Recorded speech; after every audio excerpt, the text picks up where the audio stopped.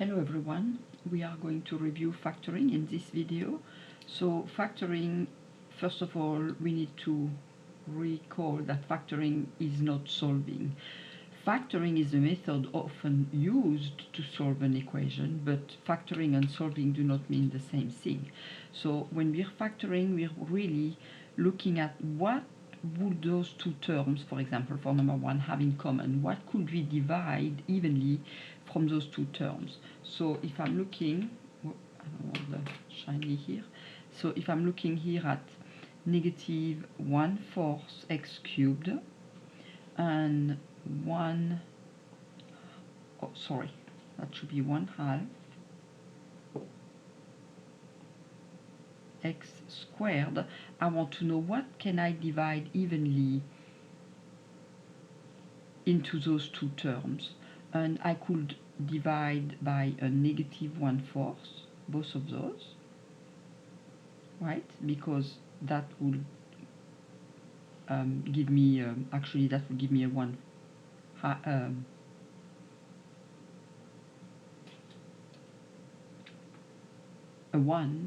here. And then I can divide both of those by x squared, because that's the lowest exponent I have in both of those x's. So let's see what that will give me. So when you're dividing, first of all, that thing that you're factoring, that you're dividing both of those terms by, has to be factored out. So it has to be brought to the front, right? So I have a negative 1/4 x squared. And then when we're dividing both of those, negative 1/4 goes to 1, and then x cubed over x squared goes to x. So I will be left with an x, right? So this is what I'm factoring out, and what will be left from my first term that I used to have will just be x. Then I have a 1/2 divided by negative 1/4. So here on the side, we have to recall that when we're dividing fraction, it's like multiplying by the multiplicative inverse, right? So you take this fraction in the numerator, leave it as is, change your division to a multiplication, and because multiplication and division are reciprocal or inverse operations, we're actually going to do also the inverse of the bottom one, so that will be this, and that will give me a negative 2. Okay, and so I would have minus 2 here, and then x squared over x squared, that goes to 1, so this is what I would have here.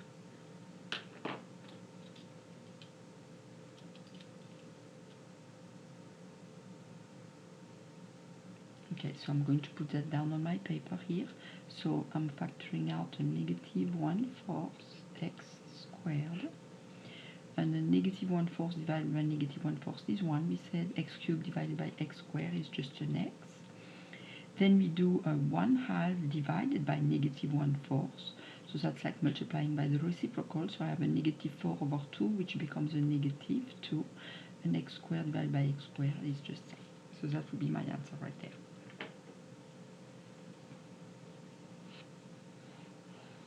Okay. Going on to number 2. So number 2, we have 3 terms, and we have 2 different variables in each term, and then we are looking at the coefficient of each term and see what they have in common. So for the coefficient, the least common multiple will be a 3. Notice that we can divide all of those numbers by 3. And then the least common multiple for my x will be an x to the first power, because that's the lowest exponent I have for the x. And for the y, the least common multiple will be y squared, because that's the lowest exponent I have for the y's. So that's what I'll factor out, a 3, an x, and a y squared. Okay, so once we decided that, now we actually divide, right? So divide 12 by 3 will give me a 4. Divide x to the 5th by x will give me an x to the 4th. And divide y squared by y squared, that's just 1. So multiplying by 1 doesn't change anything, so we can drop it. 6 divided by 3 will be 2. X cubed divided by x will be an x squared, and then y cubed divided by y squared will be y. Then we have a negative, and then 3 divided by 3 is just a 1, so we don't need to write it actually. X divided by x is a 1 also. Y to the 5th divided by y squared is a y cubed. So that would be my answer right there. On number 3, so this one is still one of our factoring problem, but it looks a little different, doesn't it? So what do those two terms have in common? So let's define what a term is. A term is something that's separated by a plus or a minus. So I have my very first term here and my second term here, right? Both of those are separated by a minus. So why do I say that those are not terms? Well, they are to each other, but they're inside the parentheses, which is multiplied, so that whole thing becomes a factor, right? It's a multiplication here. And then this is a factor, so those two are factor of each other. And those two are factor of each other. So we need to decide, okay, what do those two terms have in common? What is the factor they both have? And that would be an x minus 3 and an x minus 3. So we're going to factor out x minus 3. And then what will be left over? Well, if you factor out x minus 3 here, that's gone. And we have 2x plus 4 left. So 2x plus 4. And then if you factor out x minus 3 from this term, we have a negative 5 left. So minus 5. And then we just have like terms here that can be put together. So that will be x minus 3. And then 2x plus 4 minus 5 will be 2x minus 1. That will be our answer right there. Alright, so we keep going on number 4 here. Now we have a trinomial. And this trinomial, when I'm looking, I'm thinking, okay, well, I'm smiling here already, because the leading coefficient is a 1, right? That's like having a 1 in the front.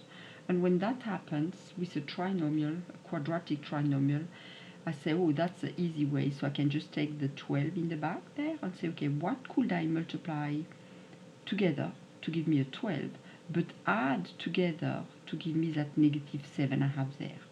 Well, 4 times 3 is 12. 4 plus 3 is 7, but I want a negative 7. So if I make both of those negative, when I multiply two negative, I still will get a positive 12, and now I will get my negative 7 when I add.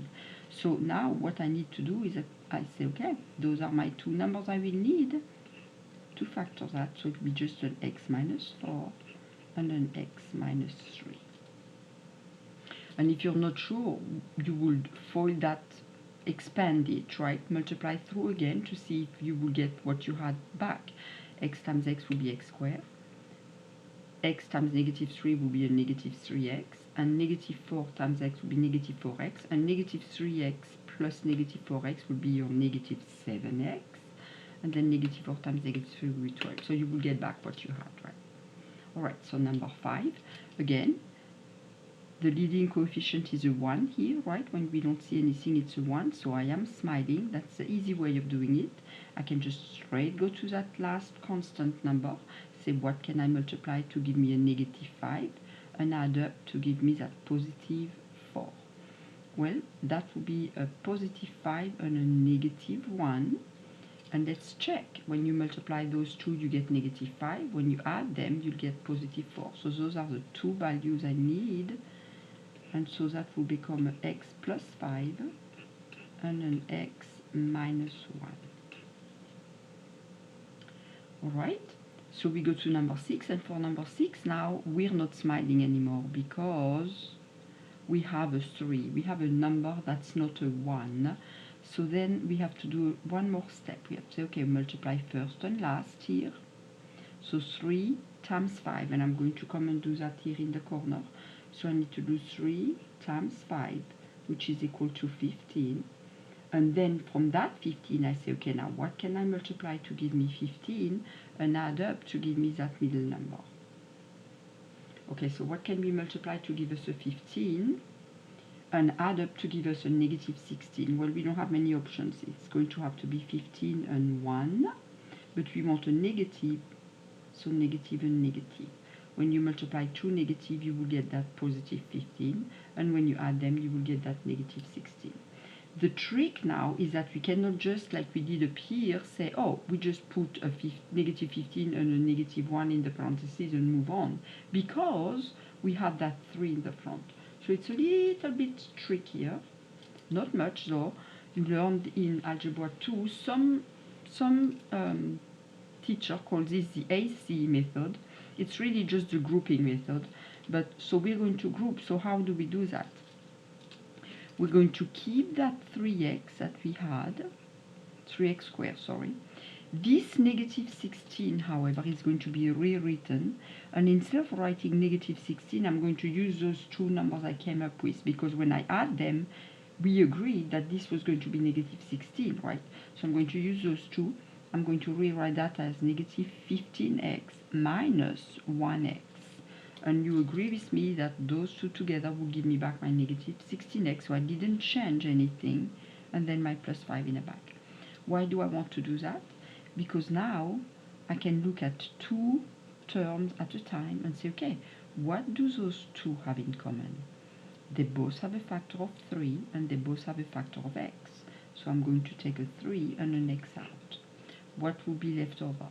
What's 3x squared divided by 3x? Well, that's just x. Which is negative 15x divided by 3x. Well, that's just a negative 5. Then we do the same with the last two terms here. Negative 1x and 5. What do those two have in common? Well, not much, except I could factor out a negative 1. And that will give me then a positive x. And that will 5 divided by negative 1 will give me a negative 5. And the reason I wanted to do the negative out is because I want these to end up matching what I had here. And now they do match. If I would have taken out a positive 1, I would have had negative x plus 5, which wouldn't match what I had. So that wouldn't be good. Okay, so now we're almost done, but not quite. Okay, we say we have two terms here. Remember what a term is, right? Something separated by plus or minus. And so we have this term and then this one. What do they have in common? Well, they both have an x minus 5, don't they? So we can factor out an x minus 5. And what will be left over if you take x minus 5 out? 3x minus 1. 3x minus 1. And that will be your final factor here. Your final factored form, I should say. All right, let's go to 7. 7 is kind of very similar to number 6. So we don't have a 1 here, so we're not smiling, right? We say, okay, well, we need to do a little bit more work. So we're going to have to multiply first and last. So on the side there, we're going to say, okay, 6 times negative 21 is going to be negative 126. And then I need to find something I can multiply to give me a negative 126, but add up to give me a positive 11. Okay, so when we're thinking through a little bit, okay, we're wondering how could we do that? Well, obviously 6 and 21 will never add up to an 11, so I know I cannot just use those two numbers. So how about I borrow a factor of 3 into the 21, and I put it with the 6. So 6 times 3 will be 18, and divide that by 3 instead will be 7. And will that work? Well, 18 plus 7 is definitely not 11, but if I do 18 minus 7, that will be my 11 that I'm looking for. Okay, so those are the two values I want. So we're going to keep the 6y squared. We're going to rewrite the 11 using those two values, right? So we're going to have plus 18y minus 7y, and then the minus 21. Oops, sorry, forgot my minus. Okay, and now we're ready. We have 4 terms now, so we can do grouping, right? 2 by 2. That's what we needed. Here we only had 3, so we couldn't do it yet. Now we have 4 of them. That's why we split that middle one, so that we can have 4 terms to do grouping. What do those two have in common? They both have a factor of 6 and a factor of y. So 6y is going to be factored out. Divide 6y squared by 6y, you get y left. Divide 18y by 6y, and you get 3 left. Okay? And then out of those two, what do those two have in common? What factor? And that would be a negative 7. And so if you divide negative 7y by negative 7, you have y. Divide negative 21 by negative 7, and you have a positive 3. And always check, are those two matching? And they are. Therefore, you did your grouping correctly, so you can finish it up. What do they have in common? Those two terms right here. They both have a y plus 3 And so 6y minus 7 is what will be left over. And there it is. Alright, so we're going to keep building on that. So now we're looking at that, and we have three terms, right? 1, 2, and 3. And we are going to look at that and say, well, this is really weird because it doesn't really look like what I had up here or up here, right? But if you're just looking at what's squared, it's exactly what you had here. Look here, what's squared is exactly what you had here. What's squared is exactly what you had here. So really this stands for your variables, right?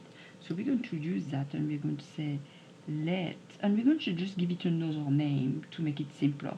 So let's use, I don't know, let's use a u, for example. So let u equal 3x plus 2, and now let's rewrite that using u instead. So that will then become u squared, right? 3x plus 2 is my u, that will be u squared plus 8u, right? Because that's my u, and then plus 12. Look what I just did. See, now that looks very familiar, right? Looks like those up here. In fact, it's even better because I'm smiling. There is a 1 as a coefficient of the quadratic term, and so I'm happy because I can go straight to this one back here.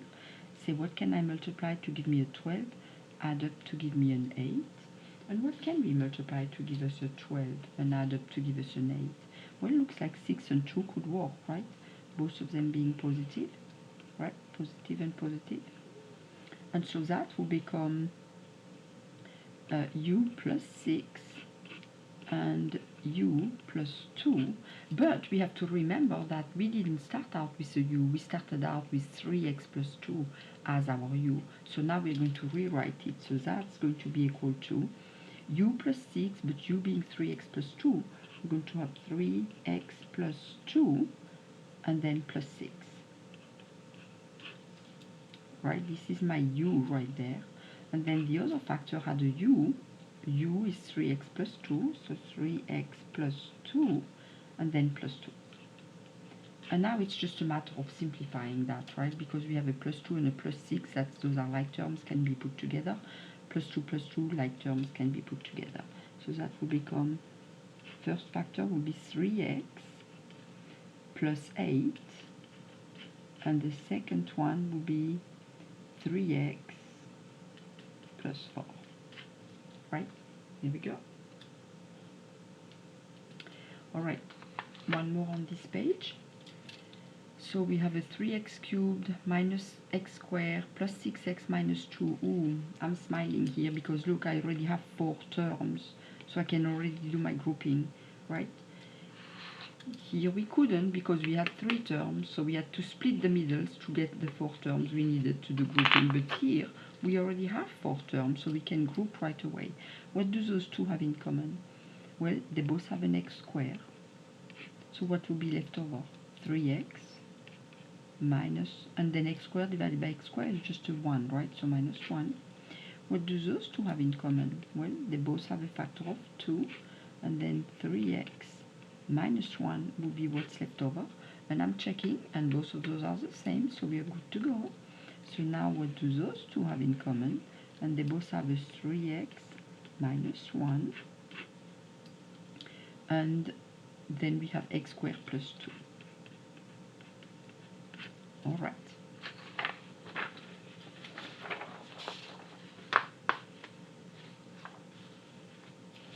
I'm going to stop this video and I'm going to make a second one with factoring that's a little bit more advanced, right? But still algebra 2 level.